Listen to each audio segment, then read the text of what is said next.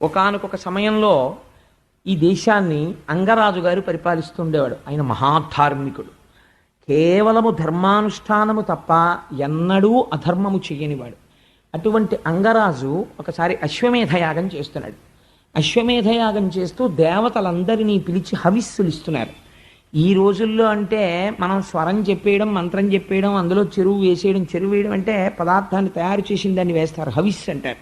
అది వేస్తే వాళ్ళు వచ్చారు, తిన్నారో నమ్మకం అంతే. కానీ ఆ రోజులలో దేవతల్ని పిలిస్తే స్వాహ అంటే ఆ దేవత వచ్చి ఎదురుగుండా కూర్చుని అగ్నిముఖంగా పుచ్చుకుని నోట్లో వేసుకుని వెళ్ళేవారు. అందుకని అక్కడ ఉన్నటువంటి ఋషులు మంత్రములతో ఆవాహన చేస్తున్నారు దేవతల్ని. ఒక్క దేవత రావట్లేదు. ఏ ఒక్క దేవత రాకపోతే ఆశ్చర్యపోయాడు అంగరాజు. ఆశ్చర్యపోయి, అదేమిటండి మీరు స్వరంతో మంత్రములతో దేవతల్ని ఆవాహన చేస్తున్నారు, ఒక్క దేవత హవిస్సు పుచ్చుకోవట్లేదు, అగ్నిహోత్రంలో పడిపోతుంది అంతే, ఎందుచేత ఇలా జరిగింది అని అడిగాడు. అడిగితే ఋషులు అన్నారు, మా యొక్క స్వరమునందు కానీ వేదము స్వరప్రోక్తము, స్వరంతో పిలవాలి వేదం. అందుకని స్వరప్రోక్తమైనటువంటి వేదము యొక్క స్వరమును అనుసరించి మేము పిలిచాం, రావాలి దేవతలు తప్పకుండా. కానీ రావడం లేదంటే నీ యందు అప్రసన్నులై ఉన్నారు. నీ యందు అప్రసన్నతతో ఉండడానికి నువ్వెక్కడో ఏదో దోషం ఉండాలి నీలో. నీ యందు దోషమున్నది అనడానికి నీ చరిత్రని పరిశీలిస్తే నీ యందు ఎక్కడా దోషము లేదు, నువ్వు ధర్మమూర్తివి. అయినా దేవతలు రావడం లేదు. రాజా, ఏదో దోషము లేకుండా దేవతలు రాకుండా ఉండరు. కాబట్టి ఏ దోషం ఉన్నది అని విచారణ చేస్తే అంగమహారాజు గారు అపత్య దోషంతో బాధపడుతున్నాడు. అంటే ఆయనకి సంతానం లేదు. అందుచేత యజ్ఞములో వారిచ్చిన హవిస్సులు తీసుకోవడానికి దేవతలు రాలేదు. కాబట్టి ఇప్పుడు నీకు ఉత్తర క్షణం సంతానం కలగాలి. నీవు చేసినటువంటి పాపములు గత జన్మలలోవి ప్రతిబంధకంగా ఉండడం వల్ల ఈ జన్మలో నీకు సంతానము కలగడం లేదు. ఇప్పుడు ఈ ప్రతిబంధకాన్ని తీసేయాలంటే దానికి ఏమిటి నివారణోపాయం? ప్రపంచంలో మహానుభావుడైనటువంటి శ్రీమన్నారాయణుడు ప్రసన్నుడు కావాలి. అందుకని శ్రీమన్నారాయణుణ్ణి ప్రసన్నం చెయ్యడానికి మేము వేరే యాగం చేస్తాం. ఆ యాగము చేత శ్రీ మహావిష్ణువు తృప్తి పడితే నీకు సంతానము కలుగుతుంది అన్నారు. అంటే సరే యాగము చెయ్యమన్నాడు. ఆ యాగం చేశారు. యాగము పూర్తవగానే, అంటే భగవంతుని యొక్క అనుగ్రహము అంటే ఎలా ఉంటుందో చూడండి, ధర్మశాస్త్రం అంటే ఎంత నిక్కచ్చిగా ఉంటుందో చూడండి. యాగము పూర్తవగానే అందులోంచి బంగారు వస్త్రములను ధరించి చిత్ర విచిత్రములైన మాలలు వేసుకుని చేతిలో బంగారు కలశమును పట్టుకుని ఒక పురుషుడు యజ్ఞగుండంలోంచి ఆవిర్భవించి అంగరాజా, ఈ పాయస పాత్రలో ఉన్నటువంటి పదార్థమును నీ భార్య చేత తినిపించు, నీ ధర్మపత్ని చేత తినిపించు, నీకు అపత్య దోషం పోయి సంతానము కలుగుతుంది అన్నారు. అంటే ప్రసాదమును తీసుకోండి అని అంటారు. అందుకే కారణం. లేకపోతే ఇంత చేసిన తర్వాత నీకు కలిగిన పాపం పోయిందయా, ఇప్పుడు నీకు సంతానం కలుగుతారని ఓ మాట చెప్తే అయిపోదండి. మళ్ళీ ఈ పాయసాలు ఇవ్వడం, ఈ పాయసాలు తినడం, రామాయణంలో అయితే మళ్ళీ దీన్ని ధర్మబద్ధంగా విభాగం చేయడం, నలుగురు పిల్లలు పుట్టడం, ఎందుకంటే ఇంత అల్లరి? నోటితో మాట చెప్తే పోదా? కాదు. మీ శరీరము లోపలే పాపము రోమకూపములను అంటుకుని ఉంటుంది. అందుకే వెంకటాచలపతి దగ్గరికి వెడితే తలనీలాలు ఎందుకు ఇస్తారంటే, వేం కటతీతి ఇది వెంకట, వెంట్రుకలను ఆశ్రయించి ఉన్నటువంటి పాపముల యొక్క ఖండనము జరుగుతుంది.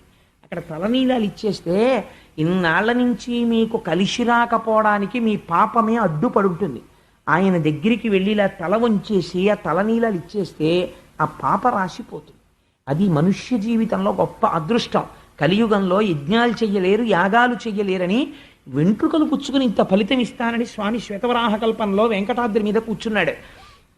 అందుచేత ఈ పాపరాశి ధ్వంసము కావడానికి ఈశ్వరానుగ్రహం లోపలికి చేరుతుంది. ఈశ్వరానుగ్రహం చేరడమే ప్రసాదమును తినుట.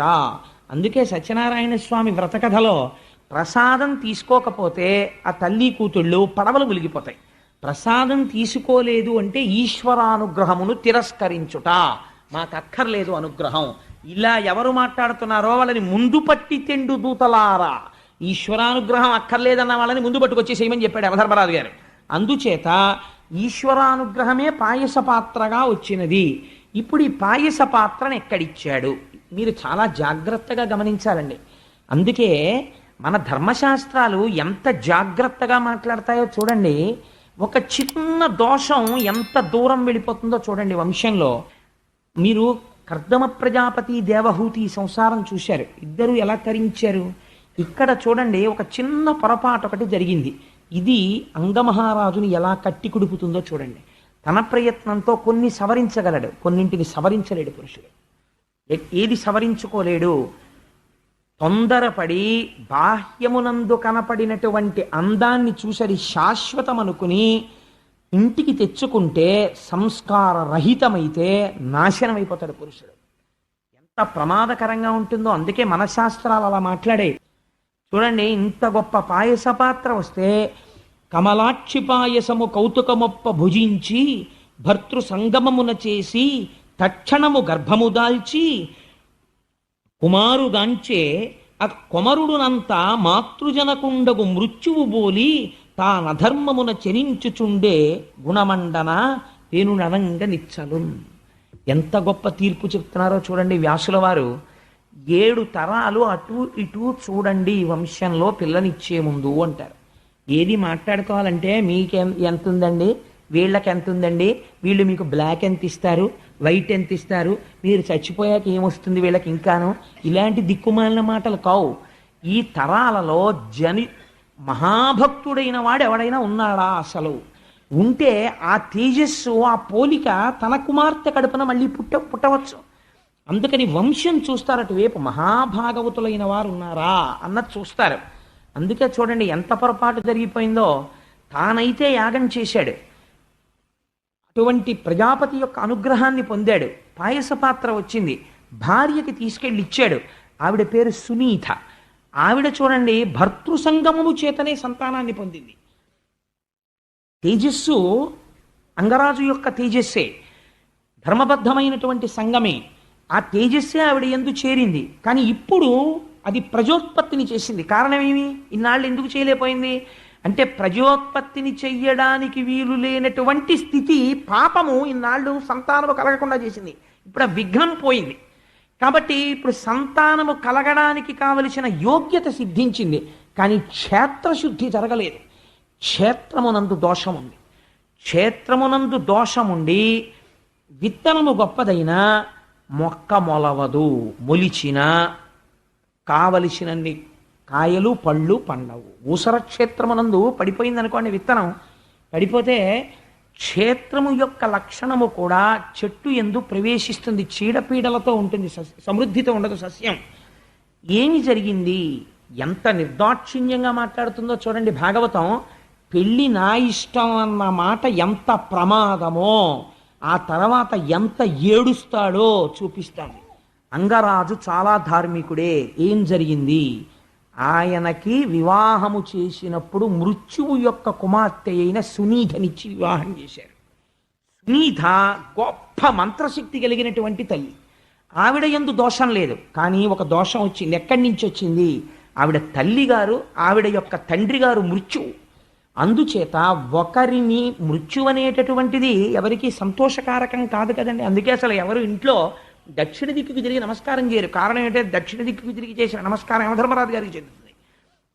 ఆయన గబుక్కుని రోజోడు తిరిగి నమస్కారాలు ఎట్టేస్తున్నారు అనుకోండి, మీరు పూజామూర్తులన్నీ ఈశ్వర విగ్రహాలన్నీ ఉత్తర దిక్కుగా పెట్టి మీరు దక్షిణ దిక్కుకి తిరిగి నమస్కారాలు చేయడం మొదలెట్టారనుకోండి, ఆయన పుచ్చుకోవడం మొదలెట్టారనుకోండి, పాపం వీడు రోజు పెట్టేస్తున్నాడు రా మనకి దండాలు, వీడు తప్ప పెట్టేవాడు లేడు, సో నేను ప్రసన్నుడనవుతున్నాను, నేను చెయ్యగలిగిన విధి నీ పట్ల నేను చేసేస్తానన్నాడు అనుకోండి, ప్రమాదం వచ్చేస్తుందని వీడికి భయం.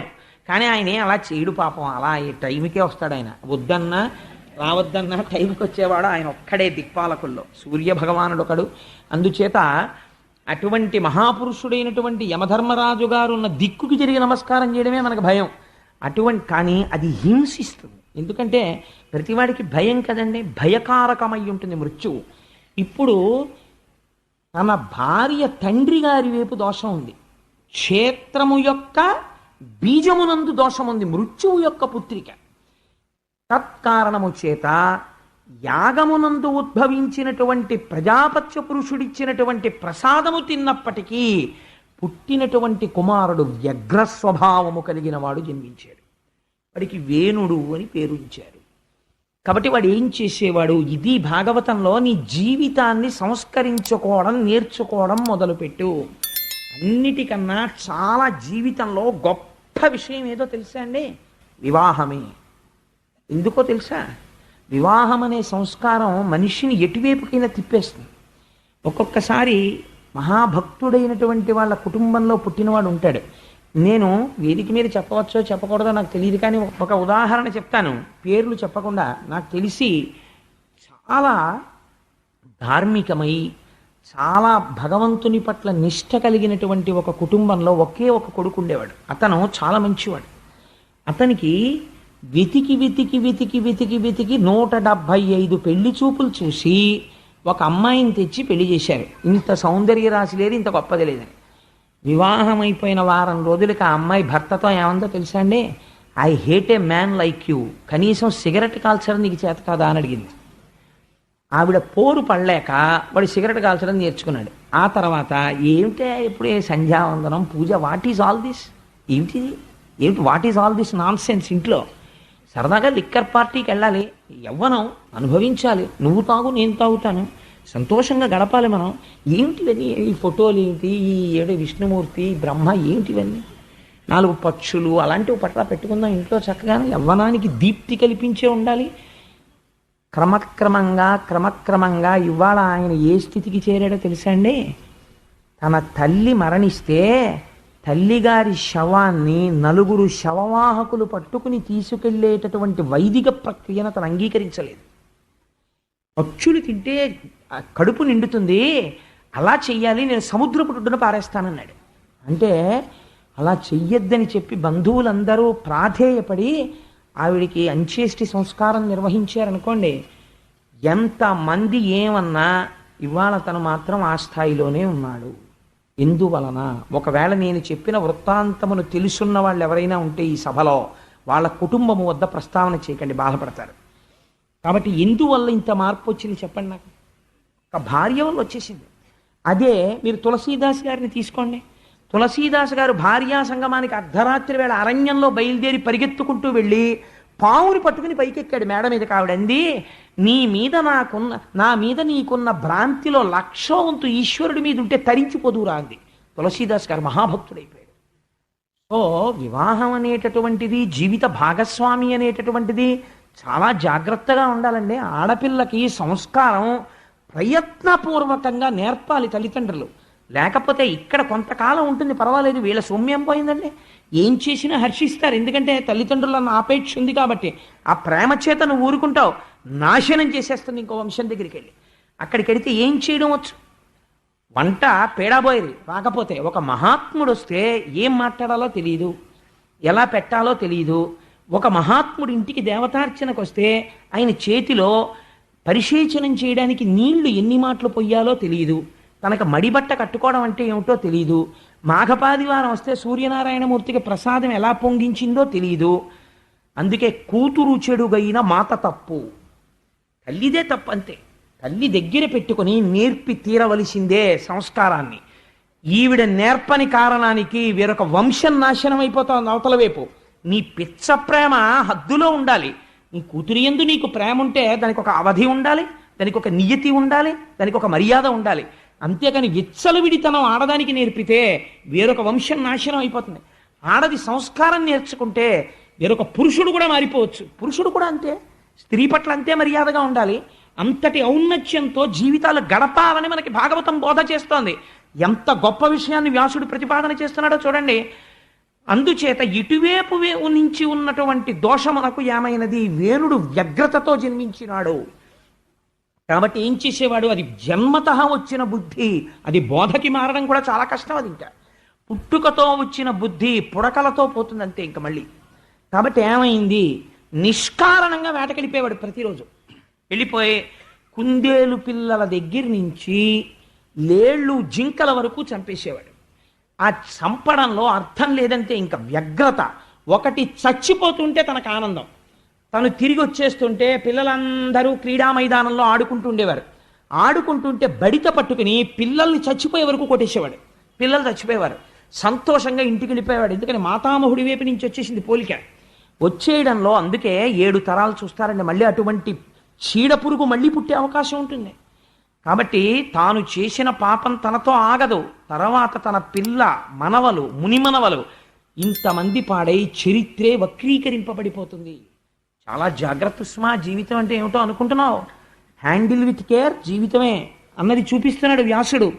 కాబట్టి ఏమైంది, ఇలాంటి పిల్లవాడిని రోజు దగ్గర కూర్చోబెట్టుకుని అంగరాజు ధర్మబోధ చేసేవాడు. ఒరే నాయనా, లేక లేక పుట్టావు, పుత్రకామేష్టి చేశాను, చేస్తే పుట్టినవాడివి, నీ దురంతములు వినలేకపోతున్నాను. ప్రతిరోజు రాజ్యంలో ఉన్న వాళ్ళు వచ్చి మా పిల్లల్ని చంపేశాడని చెప్పడమే, ఇదేమి ప్రారంధం రా, ఇలా చెయ్యకని చెప్పేవాడు. ఈయన చెప్పడం, కనుబొమలు ఎగరేసేవాడు. తండ్రి పట్ల మర్యాద ఉండేది కాదు, గౌరవం ఉండేది కాదు. మళ్ళీ తెల్లవారి లేవడం, మళ్ళీ పాపకృత్యాలు చేయడం. ఒకరోజు రాత్రి తండ్రి ప్రాణం విసిగిపోయింది. వైరాగ్యం కమ్స్ లైక్ ఫ్లడ్ అంటే ఇదే.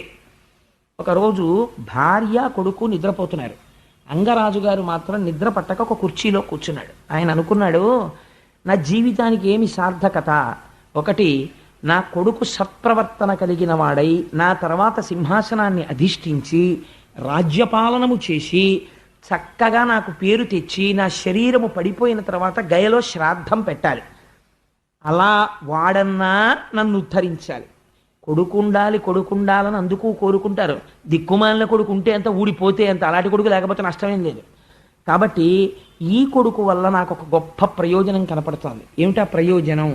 ఎప్పుడో నాకు వైరాగ్యం వస్తుందో రాదో, ఈ భోగాలతో ఇలా మగ్నత పొందుతానో, కానీ వీడు ఈశ్వరుల్లాగా ఇంత దుష్టుడు పుట్టి నాకు, అంటే ఈశ్వరుల్లా అంటే నేను దుష్టుడిని సామ్యం చెప్పానని కాదు, వైరాగ్యం ఇవ్వడంలో, వీడు నా మాట వినడు, నాకు అప్రతిష్ఠ వచ్చేస్తోంది అన్న బెంగతో, ఇలాంటి కొడుకు ఉన్న చోట నాకు ఇంత రాజ్యం ఉంటే ఎంత, సింహాసనం ఉంటే ఎంత, రోజు వీడికి చెప్పుకునే కన్నా ఎక్కడికో పోయి ఈశ్వరారాధన చేసుకుని మట్టిలో కలిసిపోతే మంచిది. కాబట్టి ఇంకా నేను ఈ కొడుకు, నా కొడుకు, వీడిని చంపలేను. ఎందుచేత అంటే ఉన్నదొక్క నలుసు. వీణ్ణి రేపొద్దున్న రాజుని చేయలేను, యవరాజ్య పట్టాభిషేకం చేసి వానప్రస్థానికి వెళ్ళలేను, ప్రజలకి తీసుకొచ్చి ఒక బందిపోటు దొంగనప్పజెప్పినట్టు అయిపోతుంది. అందుకని వీడికి యవరాజ్యం ఇవ్వలేను. ఇవ్వకుండా ఉందామంటే కుదరదు. ఇంత చిత్తక్షోభ పడే కన్నా మనము విరాగులమై అరణ్యమునకు వెళ్ళిపోదాం అని చెప్పి ఒక రాత్రి వేళ అన్ని భోగములు కలిగినటువంటి అంతఃపురాన్ని, తన భార్యని, తన బిడ్డని విడిచిపెట్టి గురువులకు కూడా చెప్పకుండా తానొక్కడే కాలినడకన నడిచి అరణ్యంలోకి వెళ్ళిపోయాడు. ఇప్పుడు చెప్పండి, దుర్మార్గుడైన కొడుకు జన్మిస్తే ఎంత సన్మార్గుడైన తండ్రి అయినా ఎంత బాధపడ్డాడో ఆలోచించండి. అది అంగరాజు యొక్క పొరపాట, ఎంత మాత్రము కాదు. కానీ ధార్మికుడు శిక్షింపబడినాడు. దేని వలన? క్షేత్రము యొక్క జనన కారణమైన బీజమునందున్న దోషము చేత తాను శిక్షింపబడ్డాడు. ఎలా ఉంటాయో చూడండి వివాహాలంటే. ఆయన అడవికి వెళ్ళిపోతే మర్నాడు పొద్దున్న అంతఃపురంలో రాజు కనపడలేదు. కనపడకపోతే అక్కడ ఉన్నటువంటి గురువులు చూశారు, ఋషులు చూశారు, మహర్షులు చూశారు. అరెరే, కనపట్టలేదు రాజు, రాజు లేకపోతే రాజ్యం క్షోభిస్తుంది, కాబట్టి మనం ఉత్తర క్షణం రాజుని తీసుకురావాలని చెప్పి అరణ్యాలలోకి వెళ్ళి వెతికారు. ఎక్కడ వెతికినా రాజు కనపడలేదు. తిరిగి వచ్చేశారు. వచ్చేసి ఇప్పుడు ఉన్నవాడెవరు? ఉత్తరాధికారి రాజకుమారుడు వేణుడే కనుక ఏమో చూద్దాం, ఈశ్వరుడి అనుగ్రహం, మనమెందుకు ఆయన కొడుకు రాజు కాకుండా మనం అడ్డుపడాలి? ధర్మం తెలుసున్నవాడు ధర్మంతో ప్రవర్తించాలి, కాబట్టి పట్టాభిషేకం చేద్దాం. మార్పు రాకపోతే అప్పుడు మనం చూద్దాం ఈయన విషయం అని చెప్పి ఆయన తల్లిగారైనటువంటి సునీధతో మాట్లాడి ఈ వేణుడికి పట్టాభిషేకం చేశారు. వేణుడికి పట్టాభిషేకము చేసిన తర్వాత ప్రజల యొక్క పరిస్థితి ఎట్లున్నది అనడానికి పోతన గారు ఒక గొప్ప ఉదాహరణ చెప్పారు. ఒక కర్ర యొక్క కన్నములలో చాలా కాలము నుంచి చీమలు ఆవాసం చేస్తున్నాయి అనుకోండి. ఆ కర్రకి అకస్మాత్తుగా రెండు వైపులా అగ్నిహోత్రం అంటుకుంది అనుకోండి. ఇప్పుడు ఈ చీమలు ఎటువైపు నుంచి పారిపోతాయి? అలా వేణుడు రాజైన తర్వాత ఇటు రాజు వైపు నుంచి బాధ, అటు క్రూరుల వైపు నుంచి బాధ. వీడికి స్నేహితులు వాళ్లే. అందుకని ఇద్దరూ కలిపి ప్రజల్ని నలిపేస్తున్నారు. ఎక్కడ లేని బాధ పడిపోతున్నారు. యజ్ఞయాగాది క్రతువులు లేవు. ఎవరైనా ఎక్కడైనా యజ్ఞం చేసినా యాగం చేసినా వెంటనే వాళ్ళని శిక్ష వేసేవాడు. మీకెవరు రా ఈశ్వరుడు? రాజు ఈశ్వరుడు. కాబట్టి మీరు యజ్ఞం చేస్తే ఎవరి పేరు మీద చెయ్యాలి? నాకు చెయ్యాలి యజ్ఞం. యాగం చేస్తే నాకు చెయ్యాలి. పూజ చేస్తే ఈశ్వర ప్రతిమలు అవి ఏం పనికిరావు. అందరూ కూడా వేణుని యొక్క చిత్రపటాలని ఇంట్లో పెట్టుకోవాలి, ఆయనకే ఆరాధన చెయ్యాలి. ఇదొక వెర్రి. అందుకని చెప్పి నాకే పూజలు చెయ్యండి అని తనకే ఒక పూజా విధానం నిర్మించేసుకుని ఉంటుంటాడు. ఇటువంటి బోధ మొదలుపెట్టాడు. ఎక్కడా యజ్ఞయాగాది క్రతువులు లేవు. యజ్ఞయాగాది క్రతువులు లేకపోతే ఏమవుతుంది మీరు ఆలోచించండి. యజ్ఞం చెయ్యడం, యాగం చెయ్యడం అంటే ఏమిటో తెలుసా అండి? అందుకే అది ఒక్క మన ధర్మంలోనే ఉంది. అగ్నిహోత్రానికి మీకు ఈ అనుగ్రహం అంతా, ఐశ్వర్యం అంతా ఎక్కడ నుంచి ఏ దేవతల వలన వస్తోందో ఆ దేవతలకి కృతజ్ఞత చెప్పుట. అందుకని మీరు మళ్ళీ హవిస్సు తెచ్చి అగ్నిముఖంగా వాళ్ళకి కృతజ్ఞత చెప్తారు. కృతజ్ఞత చెప్తే దేవతలు సంతోషిస్తారు. సంతోషిస్తే అందరూ సంతోషంగా ఉండేటట్టు లోక కళ్యాణకారకమైనటువంటి ఐశ్వర్యమును కురిపిస్తారు. ఇప్పుడు ఆయన ఏమంటున్నాడు? యజ్ఞయాగాది క్రతువులు చెయ్యవద్దంటున్నాడు. ప్రజల్ని పీడిస్తున్నాడు. ఇప్పుడు కోపం ఎవరికి వచ్చింది? భూదేవికి వచ్చింది. ఎందుకని? ఇక్కడే రహస్యం అండి. ఒక నామం ఒకటి ఉంది, అది శివనామాల్లో ఉంటుంది, విష్ణు సహస్రంలో ఉంటుంది. సర్వ శివస్థాను భూతాధిర్నిధిరవ్యయ. శర్వుడన్న పేరు శ్రీ మహావిష్ణువుకు ఉంది. శర్వుడన్న పేరు పరమశివుడికి ఉంది. శర్వాణి అన్న పేరు పార్వతీదేవికి ఉంది. శ్రీదేవి అన్న పేరు శ్రీ మహావిష్ణువు యొక్క భార్య అయిన లక్ష్మీదేవికి ఉంది. శర్వుడు అంటే చితి రూపమూర్తి, భూమి రూపంలో ఉంటాడు. మీకు ఏ ఐశ్వర్యం కావాలన్నా భూమిలోంచే వస్తుంది. తినడానికి తిండి భూమిలోంచి, మొక్కజొన్న పొత్తు తిండిలోంచి, కాఫీకి కావలసిన కాఫీ గింజలు భూమిలోంచి, పంచదార చెరుకులోంచి, ఓ కారు ఇనుము గనిలోంచి, కారు నడవడానికి పెట్రోలు భూమిలోంచి, ఏది కావాలన్న ఓ బొగ్గు భూమిలోంచి. ఇప్పుడు శర్వుడి నుంచి శర్వాణి వస్తుంది. ఈ ఐశ్వర్యం ఎందుకు ఇవ్వాలి ఈశ్వరుడు? మీరు యజ్ఞయాగాది క్రతువులు చేస్తే సంతసించి ఇవ్వాలి. భూమాత అనుకుంది వీళ్ళు తమకి తింటున్నారంతే, కృతజ్ఞత లేదు, యజ్ఞయాగాది క్రతువులు లేవు, కాబట్టి నేను ఓషధీ శక్తిని ఉపసంహారం చేస్తున్నాను. ఎంత గొప్ప మాటో చూడండి. ఓషధీ శక్తి అంటే ఏమిటో తెలుసా అండి? మీరు ఒక వడ్డు గింజని పట్టుకెళ్ళి భూమిలో పెడతారు. పెడితే మీరు ఏం నమ్ముతారు? నీరు పోసి నాగలి పట్టి దున్నేసి చక్క మెత్తగా భూమి అయిపోయిన తర్వాత అందులో వడ్లు జల్లేస్తే అందులోంచి మొక్కలు వస్తాయి. లేకపోతే ఏదో గోంగూర విత్తనాలు జల్లారు, గోంగూర మొక్కలు వస్తాయి అని. సపోజ్ గోంగూర రావడం మానేసింది అనుకోండి, మీరు ఏం చేస్తారు? వ్యవసాయ అధికారుల్ని తీసుకొచ్చాయా ఏంటంటే ఇక్కడ ఏం పండట్లేదని అడుగుతారు. అసలు దేశంలో ఎక్కడా పండడం మానేసింది అనుకోండి, విత్తనాలు జల్లినా రావట్లేదు అనుకోండి, అప్పుడు అది ఏదో పెద్ద డిఫార్మిటీ కదండి, ఏదో తేడా వచ్చేసింది. భూమిలోంచి రావట్లేదు. భూమిలోంచి వచ్చాక పురుగులు పడితే ఏం చేయాలో చెప్తారు, లేకపోతే ఒక విత్తనం వేస్తే ఇన్ని ధాన్యం వచ్చేది ఏదో చెప్తారు. అంతేకాని అసలు భూమిలోంచి విత్తనాన్ని మొలకెట్టేట్టు చేసిన వాడు శాస్త్రజ్ఞుడు కాదు, ఈశ్వరుడు. అక్కడ మీ మేధకి పరిమితి ఉన్నది, అక్కడ మీరేం చేయలేరు, అక్కడ మీ శక్తి సరిపోదు. అలా అయితే చావే ఉండదు వైద్యులుండగా. ఎందుకు ఆగట్లేదు? ఈశ్వరాజ్ఞ ఒకటి ఉంది, లేకపోతే మనుష్యుడు ఆగుతాడేంటి?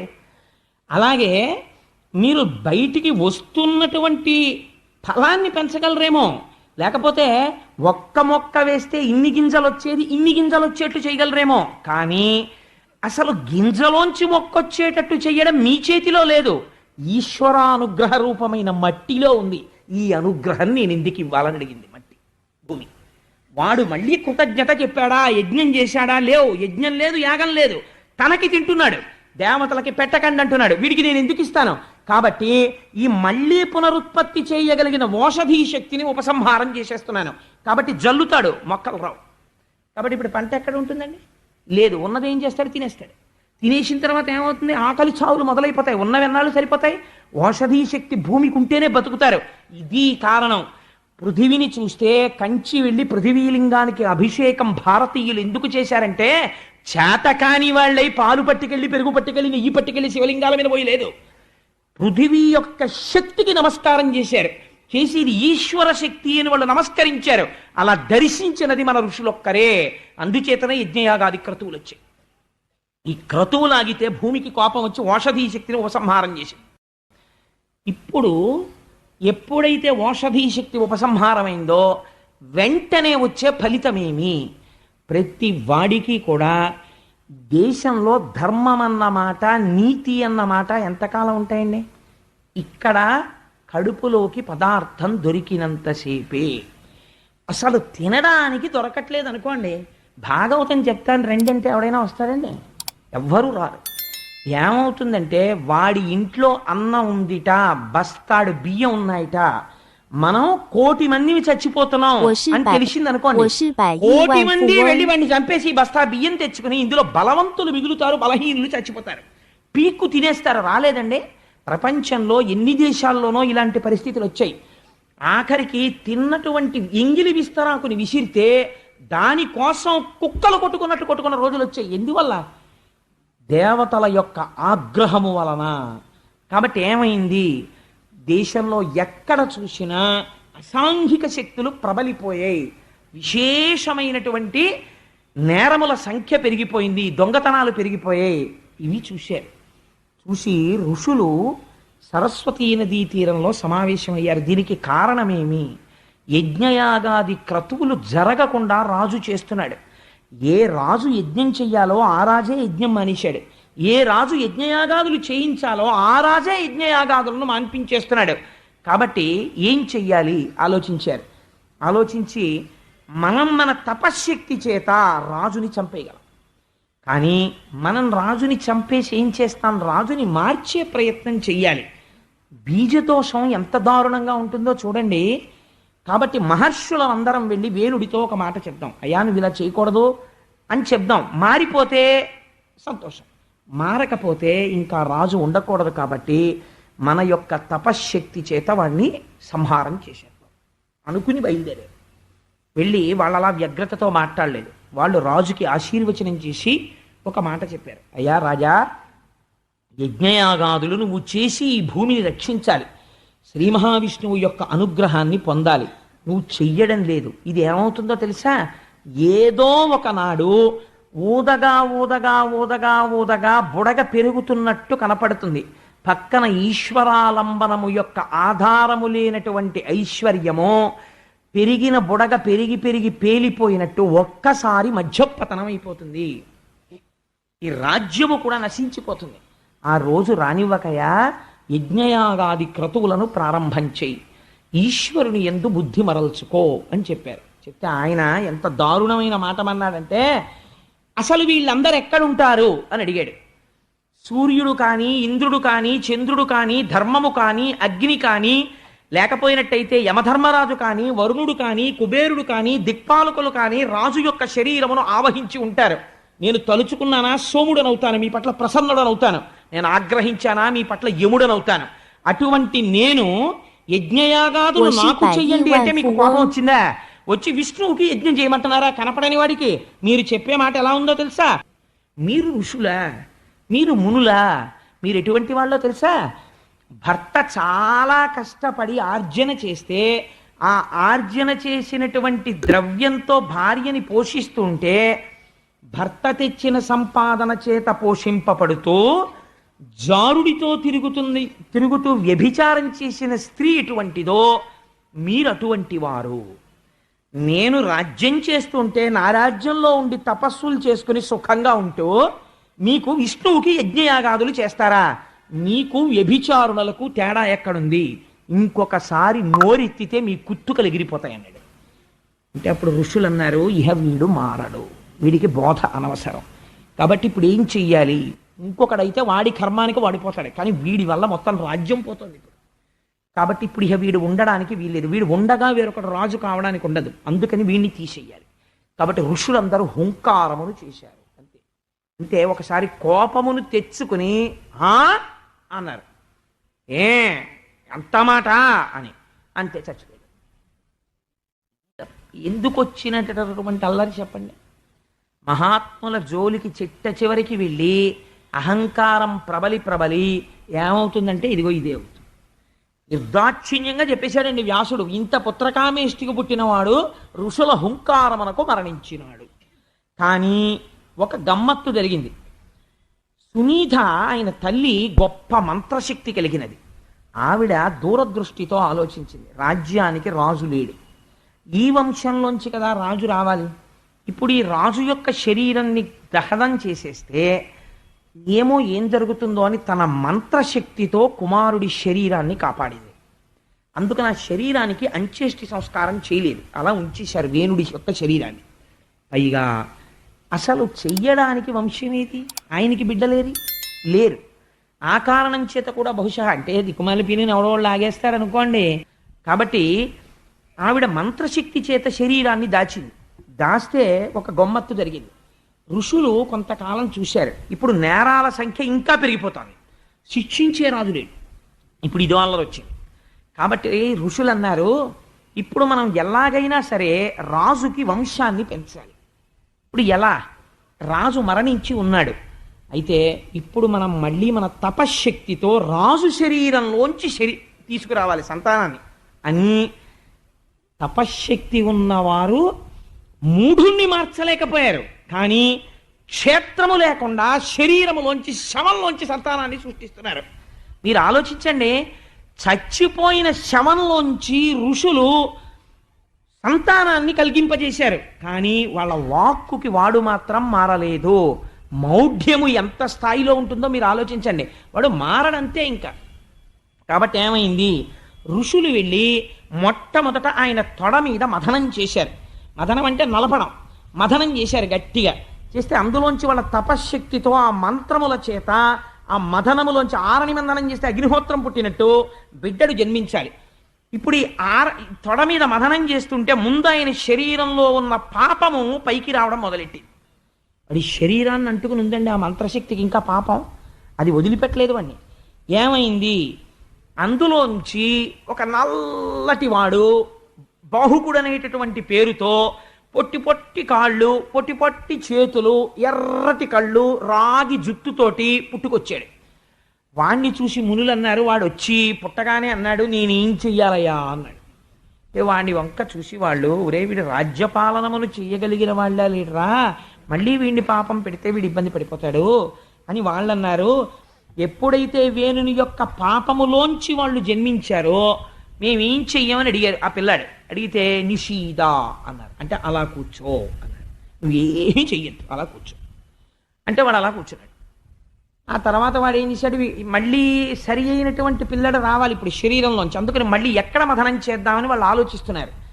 ఆలోచిస్తుంటే ఈ పిల్లవాడు లేచి మెల్లమెల్లగా మెల్లమెల్లగా నడుచుకుంటూ అరణ్యానికి వెళ్ళిపోయి అక్కడ ఉండేటటువంటి కొండలలో కోనలలో నివసించడం మొదలెట్టాడు. ఆయన వంశీయులకే నిషాదులు అని పేరు వచ్చింది. కాబట్టి ఇప్పుడు ఏమైంది? రాచరికం ఎక్కడుంటుంది? రక్షణ బాహువుల యందు ఉంటుంది. ఇప్పుడు ఋషులు స్తోత్రం చేశారు, స్వామి ఒక కొడుకు పుట్టడాన్ని మేము అడగట్లేదు, లోకమును రక్షించగలిగిన కొడుకు కావాలని అడుగుతున్నాం. కాబట్టి ఓ శ్రీ మహావిష్ణువా, నువ్వే నీ అంశ చేత నీ తేజస్సు చేత ఈ బాహువులలోంచి బయటికి రా అని ఇప్పుడు బాహువుల్ని మధించారు. మధిస్తే అందులోంచి ఆశ్చర్యకరంగా ఆ బాహువులని మధిస్తున్నప్పుడు ఒక అందమైనటువంటి పురుషుడు, ఒక అందమైనటువంటి స్త్రీ ఇద్దరు పుట్టారు.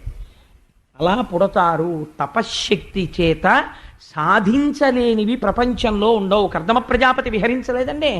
అందుచేత శంకర భగవత్పాదులు కేదార్నాథ్లో అంత హిమాలయ పర్వతాల్లో ఉష్ణగుండాన్ని ఏర్పాటు చేశారు. ఇప్పటికీ మనం వెళ్ళి వేడి నీళ్లలో స్నానం చేయట్లా? మహాత్ములు తపశ్శక్తితో చేయగలరనడానికి నీకేమిటి అబద్ధం? నువ్వు వెళ్ళి వేడి నీళ్లలో స్నానం చేస్తావు? అంత మంచుకొండలో నువ్వు గచ్చావా నీళ్లు? ఉష్ణగుండాన్ని ఆయన ఏర్పాటు చేయలేదు.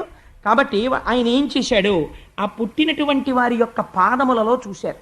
చూస్తే శంఖరేఖ, పద్మరేఖ, చక్రరేఖ కనపడ్డాయి. ఓహో, మనం ప్రార్థన చేసినట్టు శ్రీమన్నారాయణుడు ఆవిర్భవించాడు.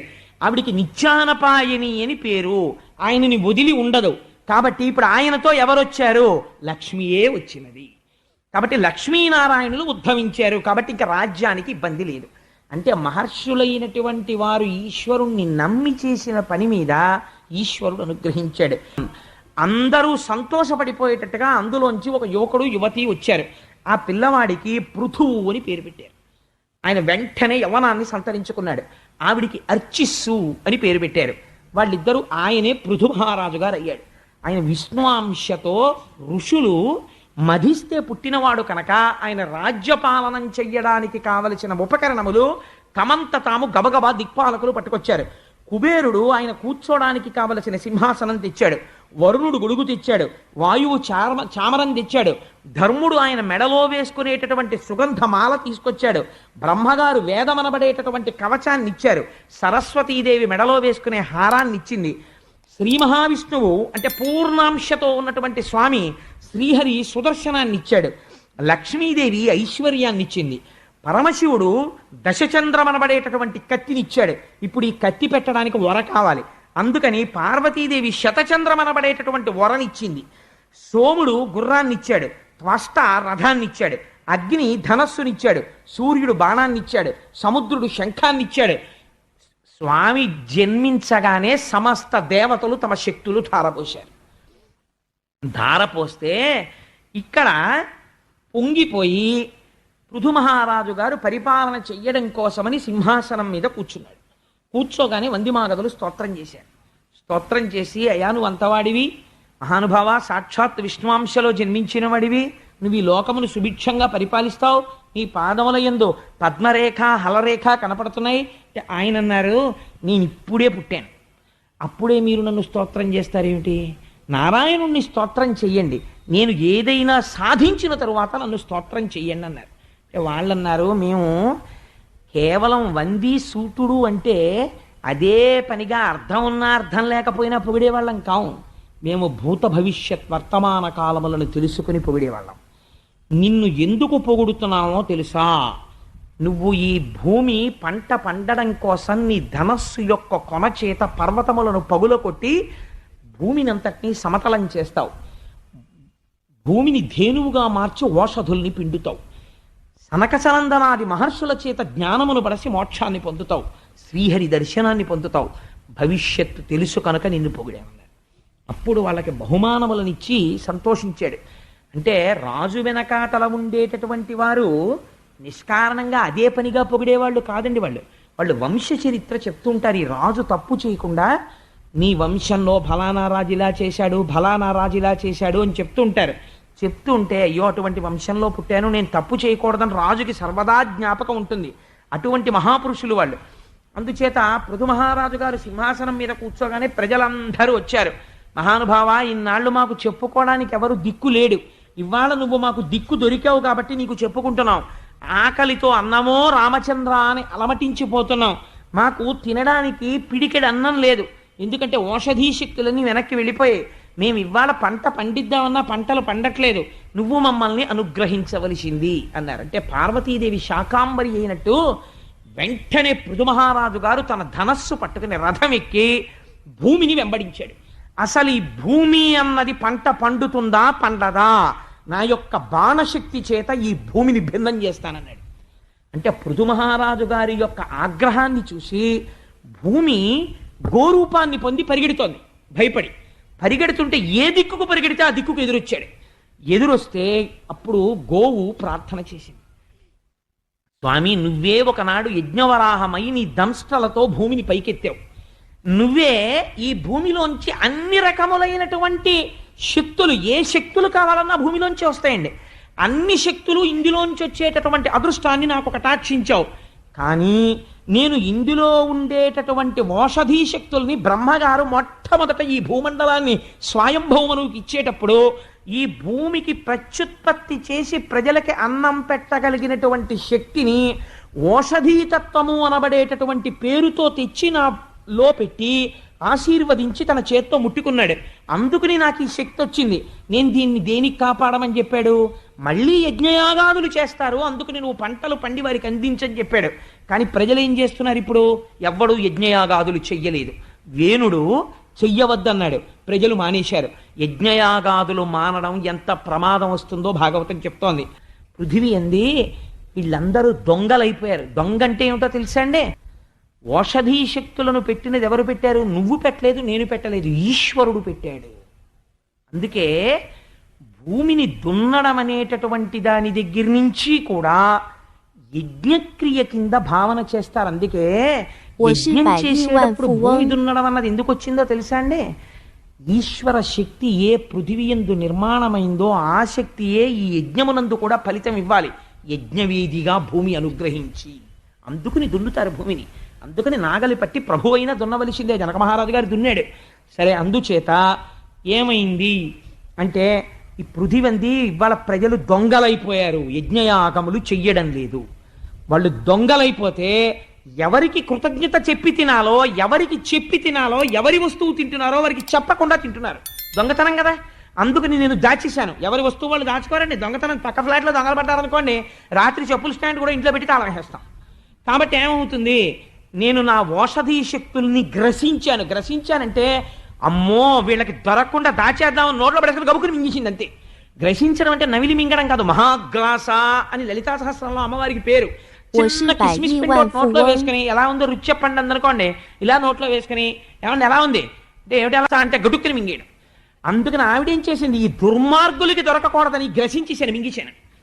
అదేమైంది, ఆ ఓషధీ శక్తి లోపలికి వెళ్ళి జీర్ణం అయిపోయింది. ఇప్పుడు లేదు. కానీ నాకో లక్షణం ఉంది, నేను గోరూపంలో తిరుగుతాను. కాబట్టి జీర్ణమైన శక్తి మళ్ళీ ఏ రూపంలో బయటికి వస్తుంది, పాల రూపంలో వస్తుంది.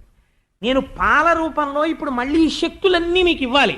కానీ అలా ఇవ్వాలంటే ఆవు ఎప్పుడు ఇస్తుంది, ఆవు దగ్గరికి తీసుకెళ్ళి ఆవు పొదుగు దగ్గర మీ ఫిక్స్డ్ డిపాజిట్ రిసీట్ ఎట్టారనుకోండి, ఓ ఆవా నాకు 1 కోటి రూపాయలు ఉన్నాయే, ఎవరు చూడకుండా ఓసారి నీ పితుకులకి తగిలిస్తున్నాను పాలు వదిలే అన్నారనుకోండి, కాలు ఎట్టి తంతుంది. ఈ 1 కోటి రూపాయలు ఎవరికి కావాలి.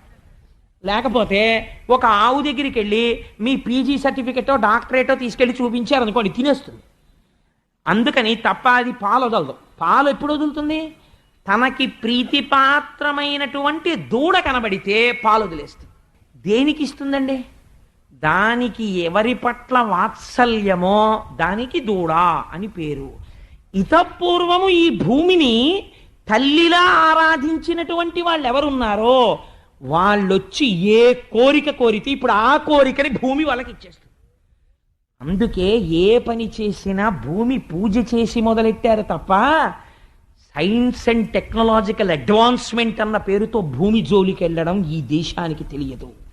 ఆ పేరుతో మీరు భూమి దగ్గరికి వెళ్ళారనుకోండి, there can be a slip between cup and lip. ఈశ్వరుడు ఉపద్రవ రూపంలో వచ్చి తీసుకెళ్ళిపోతాడు. మళ్ళీ తీరా కోతకొచ్చినది నీటిలో కలిసిపోతుంది. ఎందువల్ల, పొడమి పట్ల నీకు ఆరాధనాభావము కన్నా నీ దిక్కుమాలిన మేధాశక్తితో నువ్వేదో చేయగలను అనుకున్నావు. ఏది ఇప్పుడు ఆపరా చూస్తానని ఒక పెద్ద తుఫాను వస్తుంది. ఏమిటి చేస్తాడు వీడు, ఏమీ చేయలేడు. పంట నష్టాన్ని తర్వాత అంచనా వేస్తాడంతే. కాబట్టి ఈ పిచ్చ పిచ్చ పనులు చేయకు, భాగవతం నేర్పుతోంది. ఎవరు భూమి పట్ల నమస్కారము చేసిన మహాపురుషులు ఉన్నారో వాళ్ళని చూస్తే భూమి పరవశించిపోతుంది, తల్లి అయి కాపాడుకుంటుంది. అందుకే లేవగానే భూమికి నమస్కారం చేసి లేవాలి పిల్లలు. తల్లిదండ్రులు ప్రయత్నపూర్వకంగా పిల్లలకు ఒక విషయం నేర్పుకోవాలండి. ఏ నక్షత్రంలో పిల్లలు పుట్టినా ప్రతి నక్షత్రానికి గండకాలం ఉంటుంది. గండకాలంలో పిల్లలకి ఎటువైపు నుంచైనా ఆపద రావచ్చు, మీరు చెప్పలేరు. పిల్లలు ఆటోలో పెడుతుండగా రావచ్చు, రిక్షాలో పెడుతుండగా రావచ్చు, సైకిల్ మీద పెడుతుండగా రావచ్చు, స్కూల్లో ఉండగా రావచ్చు. మీరు ఎలా రక్షిస్తారు, అమ్మ రక్షించాలి గోవు. అందుకని పిల్లలకు ఒకటి నేర్పుకోవాలి తల్లిదండ్రులు. అమ్మా నిద్ర లేవగానే కాలు పెట్టి దిగుతావు కదా, ఒక్కసారి భూమిని 2 చేతులతో కళ్ళకద్దుకుని సముద్రవసనే దేవి పర్వత స్తనమండలే విష్ణుపత్ని నమస్తుభ్యం పాదాహతిం క్షమస్వమే. అమ్మ నువ్వు మా అమ్మవమ్మా, కాలుతో తన్నాను, నాకు ఇంతకన్నా దిక్కులేదు, అమ్మ నన్ను రక్షించు అని అడిగితే అమ్మగా రక్షణ చేస్తుంది తన దూడ చేసుకుని. కాబట్టి ఆవంది అది జీర్ణమైపోయి పాలైపోయాయి ఇప్పుడు నాలో. ఇప్పుడు నేను మళ్ళీ మీకు ఎన్ని రకాల శక్తులు కావాలో అన్నిటినీ వదిలిపెడతాను. నువ్వు అడుగుతున్నావు కాబట్టి, నువ్వు మహానుభావుడవు కనుక, నువ్వు రాజ్యక్షేమమును కోరిన వాడివి కనుక పృథు నీకోసం విడిచిపెడతాను. కానీ ఒక్క కండిషన్, నువ్వు భూమిపతివి. పృథు మహారాజు గారు వచ్చి దూడగానిచ్చుంటానంటే కుదరదు. ఎందుకని, ఆయన భూమిపతి రాజు. అందుకని ఇప్పుడు దూడ రూపంలో ఎవరైనా రాగలరా, వచ్చి నిలబడితే అప్పుడు నేనేం చేస్తానో తెలుసా, నేను విడిచిపెడతాను, పాలగా మళ్ళీ ఓషధీ శక్తులను వదులుతాను. అప్పుడు మళ్ళీ పంటలు పండుతాయి. ఎవరిని తీసుకొస్తావు దూడగా అంటే ఆయన అన్నాడు, చాలా సంతోషం అమ్మా ఇప్పుడు నువ్వు చెప్పిన మాటకి, లేకపోతే నిన్ను నువ్వులు గింజలంత నరికవతల పారేసి నా శక్తితో, నా యోగ శక్తితో భూమిని నిలబెట్టాలనుకున్నాను. నువ్వు మళ్ళీ అనుగ్రహిస్తానన్నావు, తల్లి నీకు నమస్కారం. అందుకని నీకు దూడగా స్వయంభో మనువుని తీసుకొస్తానన్నాడు. ఆయన భూమిని ఎంత గొప్పగా పరిపాలించినవాడో. స్వయంభౌమనువు పేరు వినగానే ఆవిడంది షహబాష్, ఆయన్ని దూడగా రమ్మనంది. స్వయంభౌమనువు దూడగా వచ్చి ఆ శిరములను ఒక్కసారి కదిపాడు, భూమి యొక్క గోస్వరూపమైన శిరములను కదిపాడు. ఇప్పుడు ఎలా రావాలి మళ్ళీ ఆ ఔషధీ శక్తి భూమికి? మళ్ళీ ఒక్కసారి లోపల ప్రేమ కలిగి ఆ శిరములలోంచి పాలు కారిపోయి, ఇప్పుడు పితకగలిగిన వాడు ఉండాలి. ఇప్పుడు ఈ ఔషధీ శక్తిని ఎవరు పితకాలి? ఎవరు పితకడం కోసమని ఆవుని పిలిచాడో వాడే పితకాలి. అందుకని పృథు మహారాజు గారు వెళ్ళి దాని పొదుగు దగ్గర కూర్చున్నాడు. ఇప్పుడు ఈ ఔషధీ శక్తుల్ని తట్టుకోగలిగినటువంటి పాత్ర కావాలి. అటువంటి పాత్ర సృష్టిలో ఎక్కడుంటుంది? తన చేతిని పాత్రగా చేసి తన చేతితో పాలు పితికాడు. పితికి ఈ పాలు చల్లాడు, అంతే. వెంటనే పంటలు పండి అందరికీ ఆకళ్ళు తీరిపోయి భూమి సస్యశ్యామలమైంది. ఇప్పుడు ఆకలి ఎక్కువ, సస్యస్య పండేటటువంటి భూమి తక్కువ. భూమిని పెంచలేరు, భూమిని ఇబ్బంది పెట్టి భూమి కళ్ళల్లో కారాలు కొట్టి పండమని అడగలేదు. ఎలా అడిగాడో చూడండి. పృథువు తన ధనస్సుని చేతపట్టి ఉంచి ధనస్సు యొక్క చివరి భాగంతో కొన్ని పర్వతాలని పడగొట్టి సమానం చేశాడు భూమిని. చేస్తే కొన్ని వేల హెక్టార్లు భూమి మళ్ళీ వ్యవసాయ యోగ్యమైంది. దీని మీదకొచ్చి నీరు నిలబడింది, విశేషమైన పంటలు పండాయి. పృథివిలో ఉన్నటువంటి వాళ్ళందరూ చాలా సంతోషించారు. పృథువు ప్రజలని రక్షించడానికి వ్యవసాయంలోను ఒక కొత్త ప్రయోగం చేసిన వాడివి కనుక, పంటల విషయంలో నా వాత్సల్యమును లోకమునకు చూపించి ఎగిరిపోయిన ఔషధీ శక్తులను మళ్ళీ ప్రభవింపచేసిన వాడివి కనుక, నువ్వు తండ్రివి, నేను కూతుర్ని, నీ పేరు నేను పెట్టుకుంటాను. నన్నింత వాత్సల్యంతో పేరు తెచ్చావు కనుక, నువ్వు నాకు పొడమికి భర్త వంటి వాడివైనా నీ వాత్సల్యమును కూతురుగా అనుభవించాను కనుక నేను పృథివీ అని పేరెట్టుకుంటానని భూమికి పృథు మహారాజు గారు పిండితే పృథివీ అన్న పేరు వచ్చింది. ఆ పేరు గుర్తు పెట్టుకుంటే మనకి నోటికి తినడానికి తిండి ఎక్కడ ఉందో గుర్తొస్తుంది. అందుకే జీవితంలో పృథు మహారాజు గురించి వినడం చాలా కష్టమయ్యా. వింటే కోరికలన్నీ తీరిపోతాయన్నారు. మళ్ళీ ఆ భూమి మీద కూర్చుని వింటుంటే కోరికలు రావండి. పృథువు గురించి వింటున్నారా పిల్లలందరూ అంటే భూమి పొంగిపోదు, అందులోంచి మీ కోరిక తీరే శక్తిని అమ్మ ప్రసరించదు, మీకు ప్రసరిస్తుంది. ఈయన ఎప్పుడైతే పిండుకున్నారో ఇంకా కోరికలు ఉన్న వాళ్ళు ఉన్నారు. వీళ్ళందరూ వచ్చారు, దేవతలందరూ పరిగెత్తుకొచ్చారు. ఇంద్రుణ్ణి దూడగా వదిలేరు. ఇంద్రుణ్ణి దూడగా వెళ్తే వాళ్ళకేం విడిచిపెట్టింది అమ్మ అంటే వీర్యము, ఓజము, ఋతము అనబడేటటువంటి మూడింటిని విడిచిపెట్టింది. వాటి పేర్లు వినండి చాలు, ఎందుకంటే వాటి గురించి ఇప్పుడు చెప్పాలంటే అది చాలా పెద్ద క్లాస్ అయిపోతుంది. అందుకని అదో పెద్ద ఉపన్యాసం. అందుకని సహనము లేదా వీర్యము, ఓజము, ఋతము, ఇదే సత్యం త్రత్తేన పరిశించామి. బ్రాహ్మణుడు భోజనం చేసేటప్పుడు సత్యము ఋతముగుగాక అని, రాత్రి ఋతము సత్యముగుగాక అని అడుగుతుంటాడు. సరే, అందుచేత దేవతలు ఇంద్రుణ్ణి దూడగా చేసుకుని ఈ మూడు పిండుకున్నారు. అసురులు అంటే రాక్షసులు ప్రహ్లాదుని దూడగా చేసుకుని లోహపాత్రలో 3 రకాల సుర పిండుకున్నారు. గంధర్వులు, అప్సరసలు విశ్వావసుని దూడగా వదిలి పద్మంలోకి సౌందర్యాన్ని, మద్యాన్ని పిండుకున్నారు. అందుకే పద్మం అంత సౌందర్యంగా ఉంటుంది. సరే, పితృగణములు ఆర్యముని దూడగా చేసి పచ్చిమట్టి పాత్రలో కవ్యం పిండుకున్నాయి, అంటే శ్రాద్ధ కర్మలో ఉపయోగించేటటువంటి పదార్థాన్ని. ఆ తర్వాత సిద్ధులు కపిల మహర్షిని దూడగా చేసి ఆకాశం అనేటటువంటి పాత్రలోకి సిద్ధులు పిండుకున్నారు. అందుకే వాళ్ళు ఆకాశగమనం అవి చేయగలుగుతుంటారు. కింపురుషులు మయుణ్ణి దూడగా చేసి యోగం అనే పాత్రలోకి ధారణ అనే శక్తిని పిండుకున్నారు. యక్ష భూత పిశాచాది గణములు రుద్రుణ్ణి దూడగా చేసుకుని కపాలంలోకి రక్తాన్ని పిండుకున్నారు. పాములు తక్షకుణ్ణి దూడగా చేసుకుని తమ పుట్టలనబడేటటువంటి పాత్రలలోకి పురుగులు, ఫలములు అనబడేటటువంటి వట్టి పిండుకున్నాయి. వృక్షాలు తమ పటలు అంటే ఆ చెట్లకి పెద్ద పెద్ద పొరల్లా ఉంటాయి కదా, అటువంటి వాటిల్లోకి ఆ పట్టలలోకి రసాల్ని పిండుకున్నాయి. అందుకే చెట్లు ఇప్పటికీ మనకి అన్ని రకాల రుచులు చెట్టుల్లోంచే వస్తాయి. కుంకుడు చెట్టు, మామిడి చెట్టు పక్క పక్కన పెట్టినా కుంకుడుకాయ చేదుగానే ఉంటుంది, మామిడి పండు తీయగానే ఉంటుంది. ఆనాడు పిండుకున్నాయి పృథివీ అనబడే గోవులోంచి. ఆ శక్తే ఇప్పటికీ చెట్లకుంది, ఉండి మనకి రసపోషణం చేస్తున్నాయి. ఇలాగా పృథు మహారాజు గారు ఆనాడు ఎవ్వరూ చెయ్యనటువంటి విజయాన్ని సాధించి భూమండలాన్ని అద్భుతంగా పరిపాలన చేస్తున్నాడు. ఇత పూర్వం ఎన్నడూ ఎరగరు. అందరూ ఎక్కడ చూసినా పరమ సంతోషంతో ఆనందంగా జీవితాలు గడుపుతున్నారు. చోరభయం లేదు, ప్రభువు మంచి దండన శక్తితో ఉన్నాడు. ఇటువంటి స్థితిలో ఆయన 100 అశ్వమేధయాగములు చెయ్యాలి అని సంకల్పం చేశాడు.